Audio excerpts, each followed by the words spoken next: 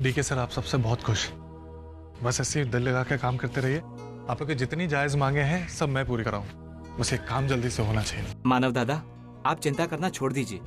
हम सब लोग दिल लगा के काम करेंगे। क्यों भाई लोग? हाँ, जरूर करेंगे। दादा, हम लोग भी काम पर वापस आना चाहते हैं। तो बहुत अच्छी बात, लेकिन आपसे एक विनती है कि अगर आप लोग को पैसे चाहिए। जी,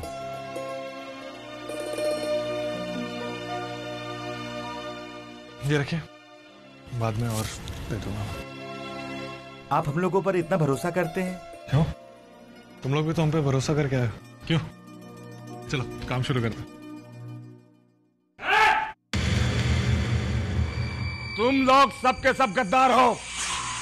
तुम लोगों को इस लड़के ने 4 पैसों का लालच क्या दे दिया? तुमने यूनियन को ही धोखा दे दिया। अरे तुमको क्या लगता है ये कल का आया हुआ लड़का तुम लोगों की मांगों को पूरी करवाएगा? कभी नहीं।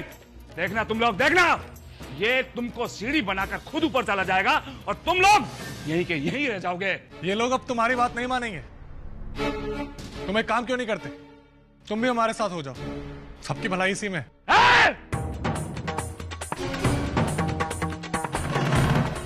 ये किताबी बातें हमको मत सिखाओ। तुम किसकी भलाई के बारे में सोच रहे हो ये हम अच्छी तरह से जानते हैं। तुम्हारी भलाई के बारे में।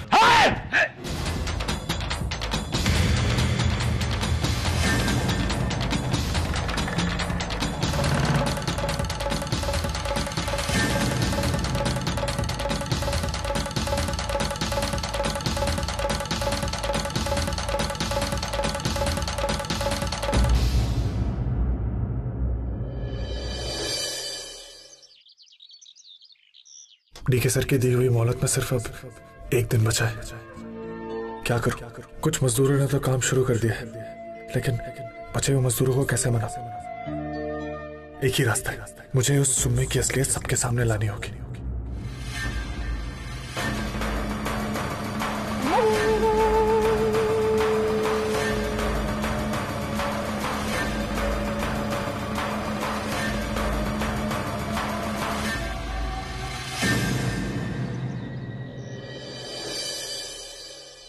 अरे आप आइए।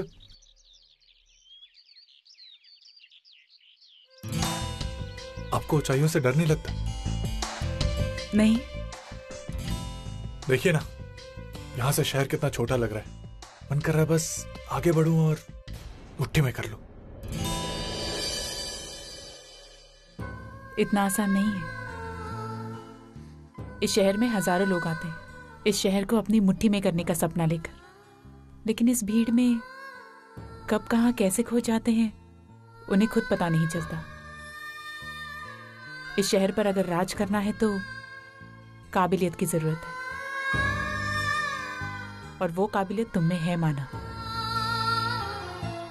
तुम देखना, यही शहर तुम्हें अपने मुकाम पर जरूर पहुंचाएगा। वो गिट्टी देख रहे हो? जी जी। बचपन में मैं जब उसे देखती थी तो मुझे यकीन ही नहीं होता था कि इतनी सारी गिट्टियों को लेकर एक पूरी बिल्डिंग खड़ी की जा सकती है।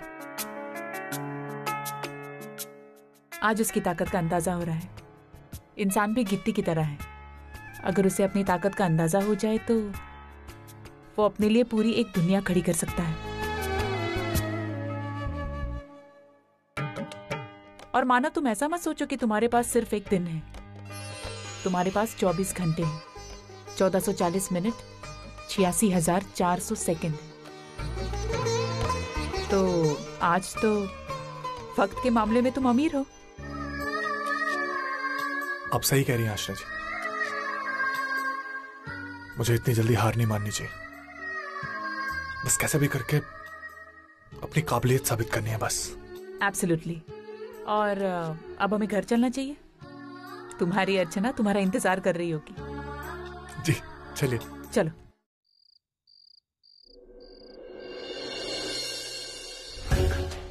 परसों कोर्ट में वैशु और धर्मेश के डिवोर्स की सुनवाई। पता नहीं क्या होगा। वैशु को उस धर्मेश से छुटकारा मिल भी पाएगा या नहीं, और पता नहीं इसमें माधुरी कितना साथ दे पाएगी वैशु का। अर्चना, यहाँ क्या कर रही है इतनी रात को? कुछ नहीं, बस ऐसे ही टहल रही थी। अर्चना, आजकल मानव दिखाई नहीं देते। मानव की नई जॉब लगी है ना, तो उसमें उन पर इतनी सारी जिम्मेदारियां हैं कि बहुत बिजी रहते हैं आजकल। क्या हुआ? क्या सोच रही है सुकृति? अर्चना, एक बात पूछूं? हाँ पूछ। मानव अपने काम में इतना बिजी रहते हैं, रात रात भर घर नहीं आते, तुम्हें बुरा नहीं लगता? मतलब अर्चना, जिंदगी में कभी कभी इतने बदलाव आते हैं और देखते ही देखते वो बदलाव आदत बन जाती है। तू क्या कहना चाह रही सुकृति? मेरी कुछ समझ में नहीं आ रहा। आओ मेरे साथ। अरे लेकिन सुकृति कहाँ लेके जा रही है? चलो तो।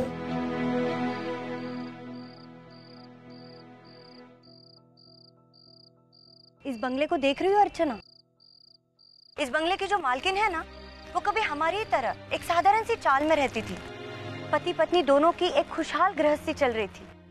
एक दिन दोनों ने मिलकर एक सपना देखा, ऐसे ही बड़े बंगले का। फिर क्या, उस सपने को पूरा करने के लिए उसका पति दिन रात मेहनत करने लगा। देखते ही देखते सपना भी पूरा हुआ, लेकिन इस बंगले की बड़ी बड़ी दीवारों में उन दोनों की छोटी छोटी खुशियां कहीं बिखर कर रह गई। हाँ, पैसा तो बहुत आया, लेकिन वक्त, बदले में उन्हें वक्त की कीमत चुकानी पड़ी। दोनों एक दूसरे के इतने करीब होकर भी मन से एक दूसरे से कोसों दूर चले गए। आज सिवाय सन्नाटे के कुछ नहीं है इस बंगले में। देख अर्चना, इसे कहते हैं घर। उस औरत ने पैसों से मकान तो खरीद लिया, लेकिन घर? अर्चना, आजकल इंसान की जरूरतें इतनी बढ़ चुकी है कि उसे पूरा करने के लिए वो दिन भर भागम दौड़ी करता है। आधी जिंदगी तो ऐसे ही कट जाती है, लेकिन जरूरतें खत्म नहीं होती। एक तरफ पति दिन रात नौकरी करता है, नौकरी में बिजी रहता है, और दूसरी तरफ पत्नी घर में बच्चों को संभालने में।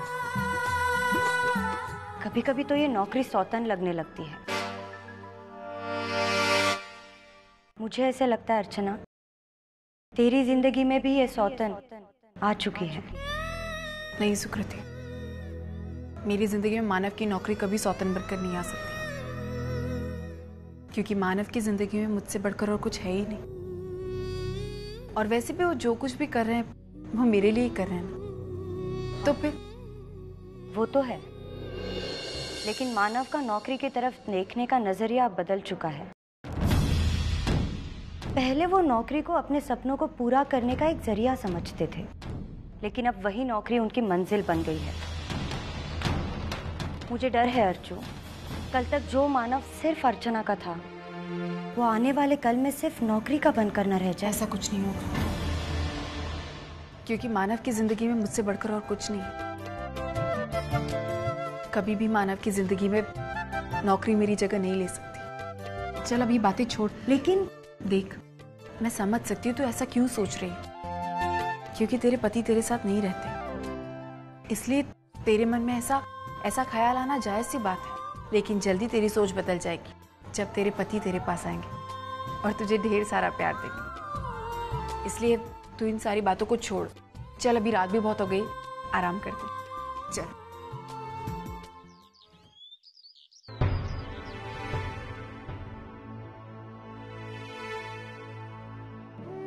वैशु, तू चिंता मत कर, सब ठीक हो जाएगा। हाँ वैशु, अर्चना सही कह रही है। तुम चिंता मत करो, हमने इस केस पर इस शहर का सबसे बड़ा वकील अपॉइंट किया है, और हम सही हैं तो हम जीतेंगे। बस एक बात का ध्यान रखना, तुम जज्बात में आकर यहाँ पर कुछ भी उल्टा सीधा मत बोलना, वरना प्रॉब्लम हो सकती है। शांत रहना। सतीश बिल्कुल ठीक कह रहा है। सतीश, सुनवाई होने में अभी समय है, वकील साहब से मिलते हैं। हाँ ठीक है, और चलें। वैशु, बेटा घबराने की जरूरत नहीं, हम सब तुम्हारे साथ हैं, ठीक है ना? हाय, चलो बैठते हैं।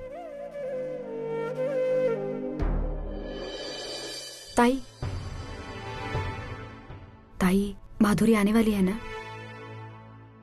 वैशु, माधुरी आएगी, तू टेंशन मत ले।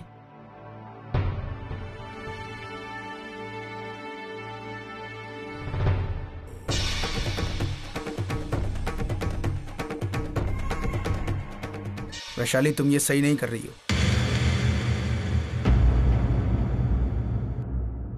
धर्मेश, सही और गलत का फैसला कोर्ट करेगा। तुम अभी वहां पर जाकर बैठ जाओ और फैसले का इंतजार करो।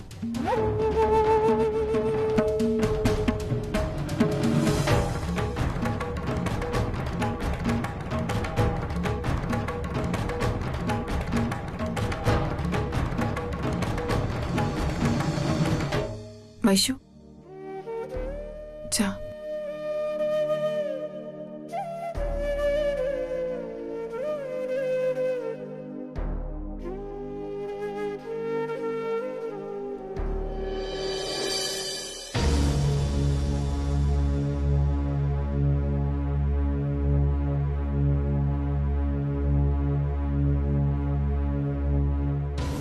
कार्यवाही शुरू की जाए। योर ऑनर, आज का केस बिल्कुल सीधा साधा है। मेरे क्लाइंट वैशाली को उसके पति मिस्टर धर्मेश ने धोखा दिया है। खुद शादीशुदा होने के बावजूद भी इनका दूसरी औरत के साथ अफेयर चल रहा है। ऐसे इंसान के साथ वैशाली का जिंदगी बिताना नामुमकिन है। इसलिए वैशाली को मिस्टर धर्मेश से डाइवोर्स चाहिए।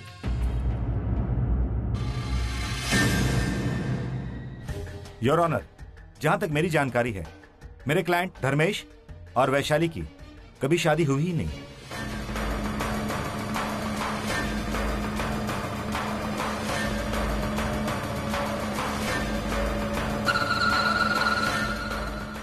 और अगर हुई भी है तो इलीगल है, और किसी भी इलीगल शादी का लीगली डाइवोर्स हो ही नहीं सकता।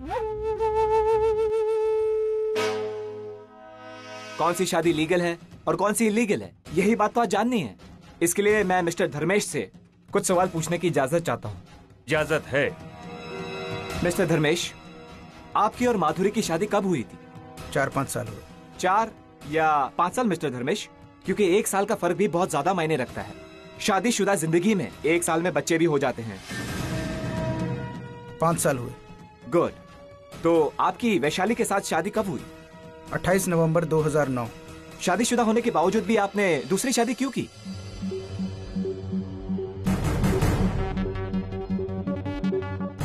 घर वालों का दबाव था। योर ऑनर, मेरे काबिल दोस्त इतना तो समझते ही होंगे कि लीगल शादी वो होती है जिसकी डेट बाय हार्ट होती है।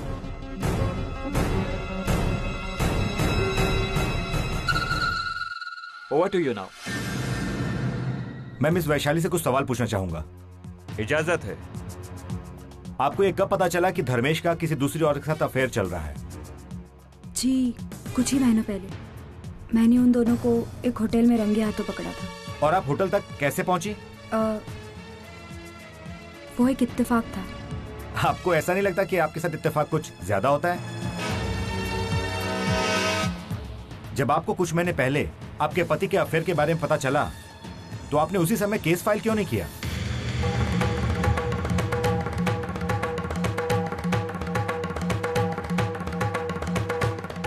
मैं बताता हूं। क्योंकि तब तक आप जान चुकी थी कि आपकी शादी इल्लीगल है।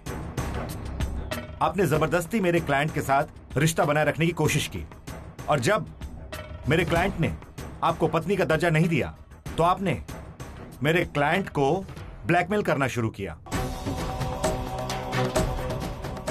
मेरे क्लाइंट से जबरदस्ती पैसा ऐंठने की कोशिश की, और जब आप उसमें भी कामयाब नहीं हुई, तो आपने इन्हें लूटने के लिए कानून का तरीका अपनाया। राइट? केस आईने की तरह साफ है जज साहब। वैशाली जयपुर वाला उर्फ वैशाली करंजकर उस हक के लिए झगड़ रही हैं जो उनका है ही नहीं। 1 मिनट, अभी एक इंपॉर्टेंट गवाह बाकी है जज साहब, और मुझे उम्मीद है कि उसकी गवाही के बाद इस केस का रुख बिल्कुल पलट जाएगा। मैं मिस माधुरी को कोर्ट में बुलाना चाहूंगा, जिनके साथ मिस्टर धर्मेश का अफेयर चल रहा था। जी नहीं, बल्कि चल रहा है। इजाजत है।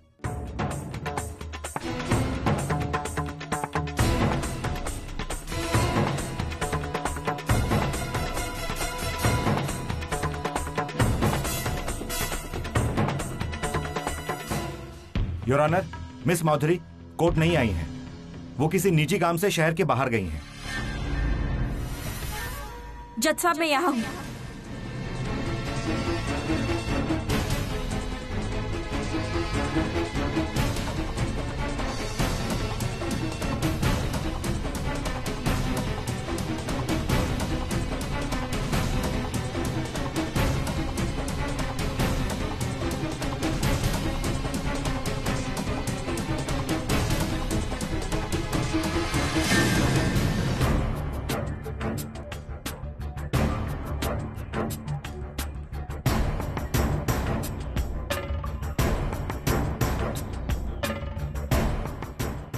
आप धर्मेश जी को कब से जानती हैं?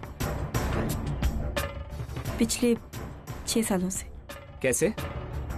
मैं जिस ऑफिस में काम किया करती थी, ये वहाँ आते जाते थे, वही हमारी मुलाकात हुई। आप दोनों की शादी कब हुई?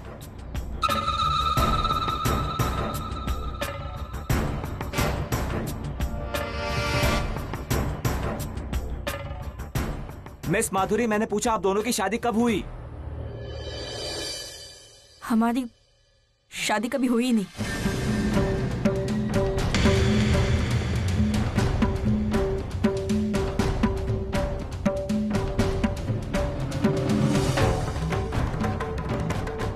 जज साहब, ये झूठ बोल रही है। आप कोर्ट की तौहीन कर रहे हैं। प्लीज बैठ जाइए। मिस्टर धर्मेश ने तो कहा था कि 5 साल पहले आप दोनों की शादी हुई है। शादी इन्होंने नहीं, मैंने की थी अपने मन में,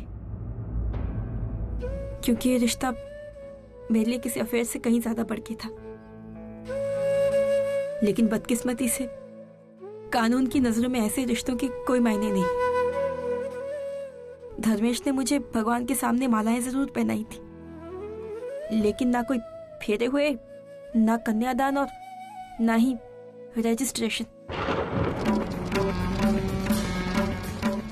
और इन्होंने मुझे कभी वो अहमियत नहीं दी जो मैं इन्हें आज तक देती आई।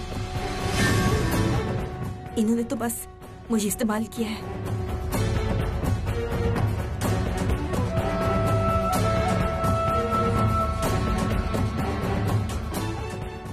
यकीन मानिए जज साहब, हम दोनों की कभी कोई शादी नहीं हुई थी। ठीक है, आप जा सकती हैं।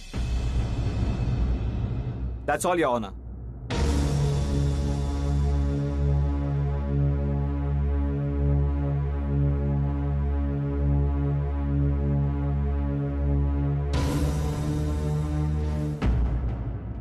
मिस माधुरी के बयान से ये साफ जाहिर होता है कि माधुरी और धर्मेश की शादी कानूनन कभी हुई ही नहीं थी।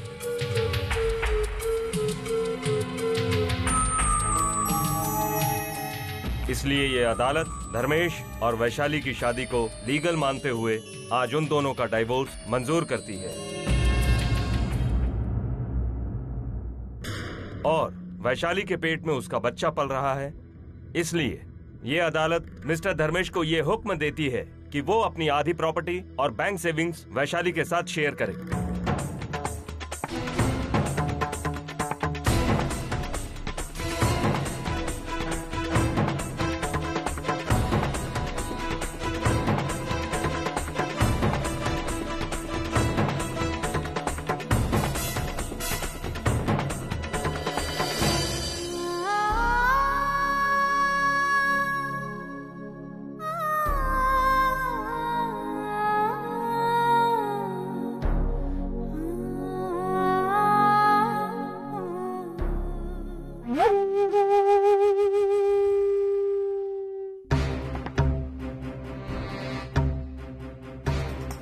धर्मेश, तुम गए नहीं तक यहाँ से? मुझे लगा तुम शर्म के मारे अब तक तो नहीं यहाँ से निकल गए हो। ओ हाँ, सॉरी, मैं भूल गया। तुम्हारा और शर्म का तो दूर दूर तक कोई रिश्ता है ही नहीं।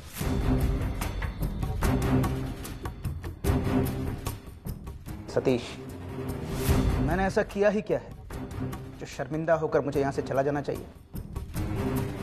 शर्म तो तुम्हें आनी चाहिए। धोखा तुम लोगों ने दिया है, झूठ तुम लोगों ने बोला है माधुरी को मेरे खिलाफ भड़काकर। देखो धर्मेश, दुनिया के ये उसूल है, तुम जहर बोगे ना तो जहर ही उगेगी। तुम आज तक दुनिया को तकलीफ देते हो, धोखा देते हो, और आज वही धोखा तुम्हें मिल गया।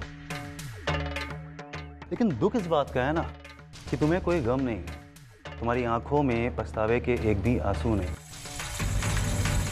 देखो रमेश, अभी वक्त है, सुधर जाओ, वरना एक दिन वक्त तुम्हें ऐसी जगह लाकर खड़ा करेगा ना तुम आगे बढ़ पाओगे ना पीछे हट पाओगे।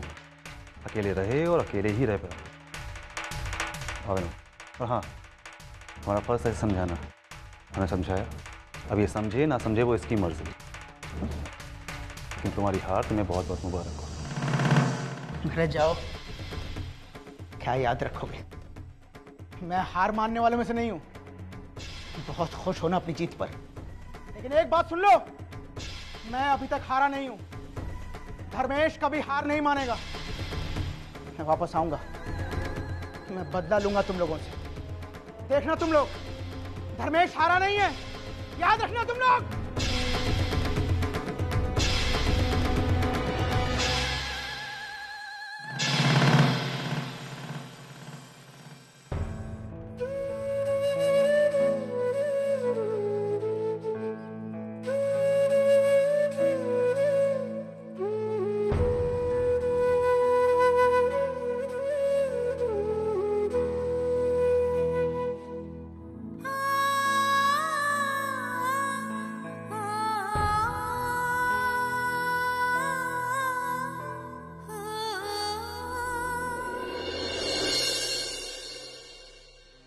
सॉरी, वो मुझे लगा अर्चना है।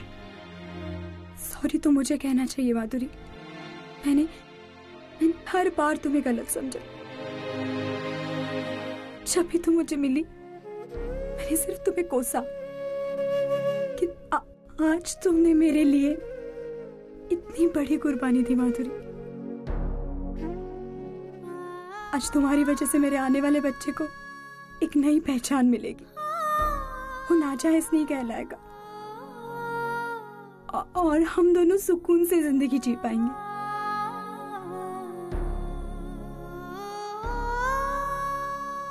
थैंक यू माधुरी।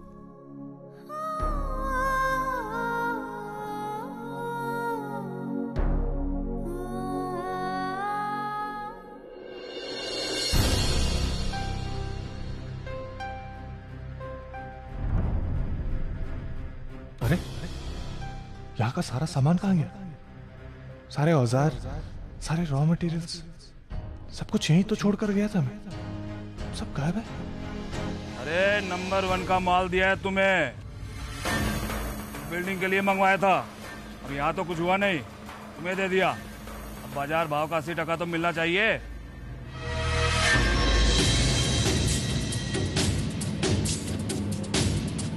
अच्छा, तो ये तेरा असली चेहरा? हाँ? ना चोरी करके अपना पेट भर रहा है और वहां मजदूर उनका मसीहा बन के घूमता है, उन्हें भूखे मार रहा है। इधर आओ भाइयों, देखो इसको, ये है इसका असली चेहरा। कंस्ट्रक्शन का माल चोरी से बेचकर अपना पेट भर रहा है और आप सबको भूखा मरने के लिए यहाँ छोड़ दिया। क्यों बे? अब क्यों नहीं बोलता? इसको आपके हक के लिए, आपके खुशी से कोई मतलब नहीं है, सिर्फ अपने बारे में सोचता ही है। ये सिला दिया तूने हमारे भरोसे का, क्यों किया तूने ऐसा? अरे सवाल जवाब छोड़ो, मारो साले को। छोड़ो, मेरी बात सुनो, मेरी बात सुनो। इसको कोई मारेगा नहीं, इसको हम पुलिस के हवाले करेंगे। जो से आज तक आपके साथ में जो कुछ भी किया, इसके लिए हम आपसे माफी चाहते हैं। दादा, आप बिल्कुल भी चिंता मत करें, हम सब आपके साथ हैं। आप जितनी जल्दी ये बिल्डिंग बनाना चाहते हैं ना, हम उससे भी पहले ये बिल्डिंग पूरी करके दिखाएंगे। ये हमारा वादा है आपसे।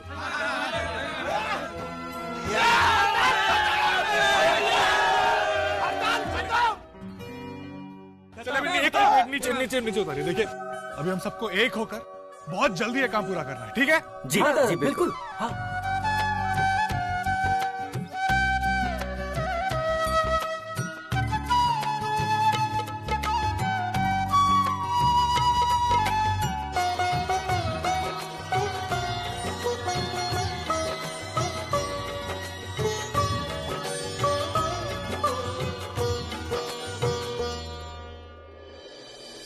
सर, ये सारे कुछ कहने की जरूरत नहीं है, मैंने देख लिया सब कुछ।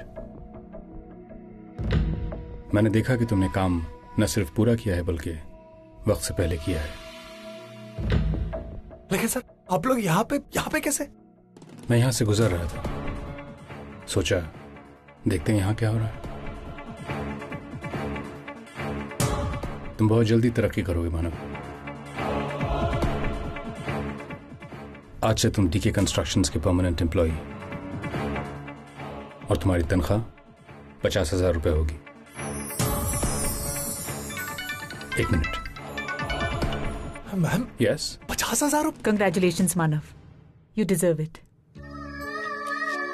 और अब यहाँ खड़े मत रहो, घर जाओ। अर्चना को ये खबर नहीं सुनाओगे?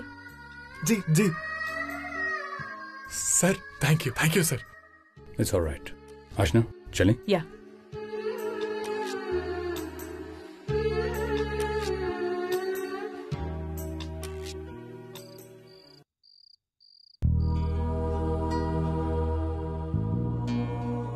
क्या सोच रही हो? मानव के बारे में सोच रही हूँ। यकीन नहीं होता कि दुनिया में आज भी मानव जैसे लोग हैं। It's rare. मेहनती है, ईमानदार है। आज तक जिंदगी की लड़ाई अकेले लड़ रहा था, अब डीके उसके साथ। यस डीके। और मुझे खुशी इस बात की है कि जाने अनजाने में हम उसकी तरक्की की वजह बन रहे हैं। जानते हैं डीके, जब भी मैं मानव और अर्चना का प्यार देखती हूँ तो मुझे बहुत सुकून महसूस होता है। ऐसा लगता है कि मैं जितना भी करूं, जो भी करूं उनके प्यार के लिए वो बहुत कम है।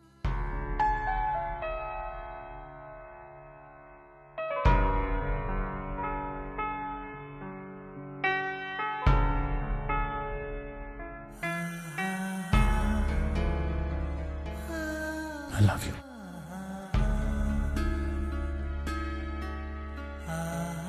I love you too, DK.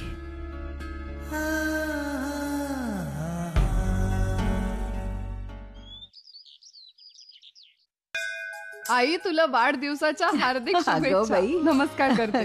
खुश रहो। आई, हम बापा से है ना यही प्रार्थना करते हैं, 1 साल नहीं, 2 साल नहीं, हम 100 साल तेरा जन्मदिन ऐसे ही मनाते रहेंगे। अगो भाई, 100 साल? हाँ, 100 साल भी कम पड़ेंगे। अरे देख ना, अभी तेरे कितने सारे सपने, वो पूरे होते होते 5 साल लग जाएंगे। वो सपनों के बाद तू 5 साल के बाद और सपने सजाएगी, वो पूरे होते होते 10 साल और लगेंगे। उसके बाद तू और सपने सजाएगी। बस वैशु बस, कितना बोलेगी तू? पूरी नौटंकी है। बहुत बड़ी। अच्छा बता, तेरे बाबा कहाँ हैं? अरे भाई, तुम्हें छोड़कर हम कहाँ जा सकते हैं? हमारा जीना मरना तो तुम्हारे साथ ही है।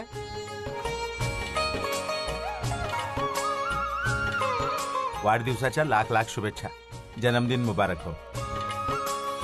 और ये रहा तुम्हारा बर्थडे गिफ्ट। अगो भाई, गजरा ले वैशु, पहना तेरी आई को। अरे बाबा, आप ही पहना दो ना। वैशु, अरे ये क्या कह रही तू? अरे किसकी शर्म। ठीक है भाई। तुम्ही दोघी पडना।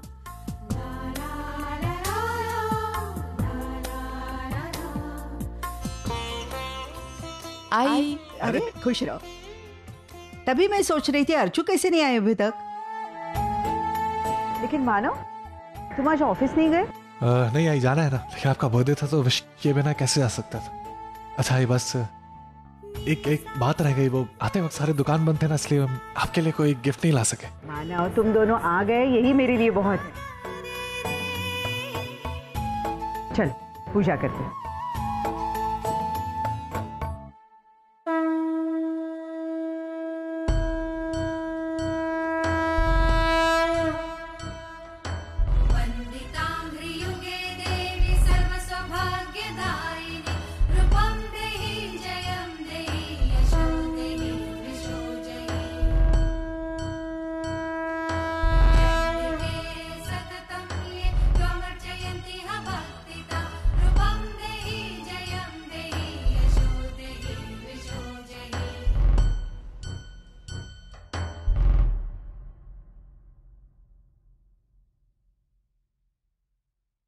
मानव, आई कितनी खुश लग रही है ना?